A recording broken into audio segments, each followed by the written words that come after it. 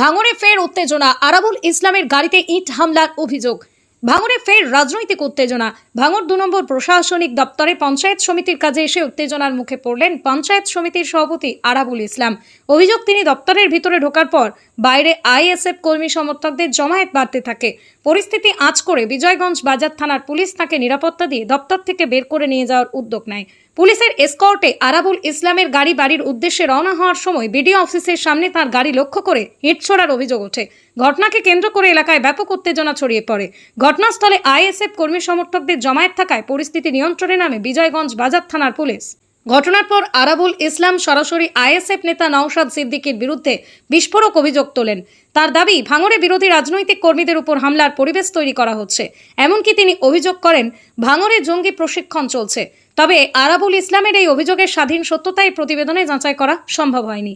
আরাবুল ইসলাম বলেন, আজকে যারা আমার উপর হামলা করেছে এরা কি নওশাদের ছেলে না নওশাদের বাবা?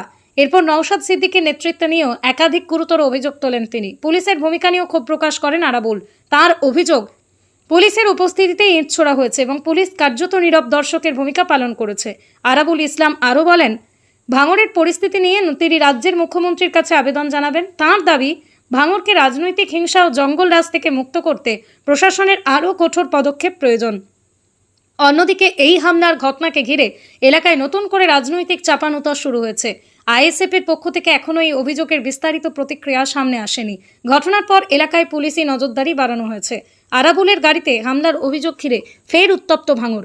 নওশাদ সিদ্দিকীকে নিশানা করে বিস্ফোরক মন্তব্য পঞ্চায়েত সমিতির সভাপতি আরাবুল ইসলামের।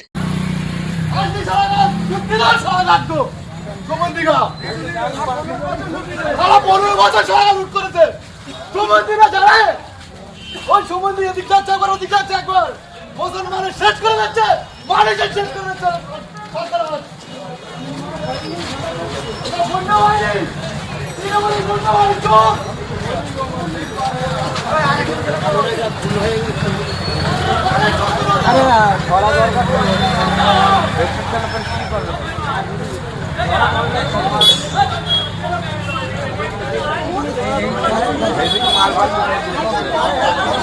একটা ব্যাপার হচ্ছে, এরা পাগল হয়ে গেছে।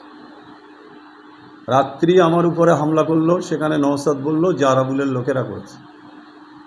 আর আজকে যারা করেছে এরা কি নওশাদের ছেলে না নওশাদের বাবারা? এরা আজকে যারা আমার গাড়ির উপরে হামলা করলো এরা কারা?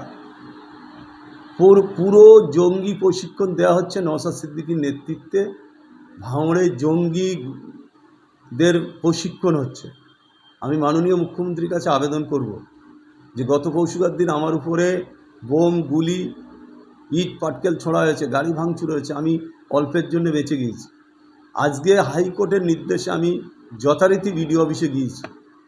তারপরে বিভিন্ন জায়গায়, শুধু এক জায়গার লোক না, ক্যানিং, পূর্ব ক্যানিং, ভাঙড়, বিভিন্ন জায়গা থেকে লোক এনে একেবারে নওশাদের শেখানো গুলি এখানে এনে আমার উপরে অ্যাটাক করা হয়েছে। আজকেও আমার গাড়ি ভাঙচুর করা হয়েছে।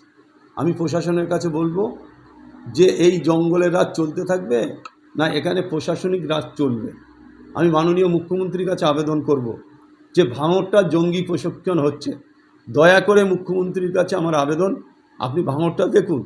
যে কোনো সময় বিরোধী রাজনৈতিক দল এখানে খুন হতে পারে, যে কোনো সময়।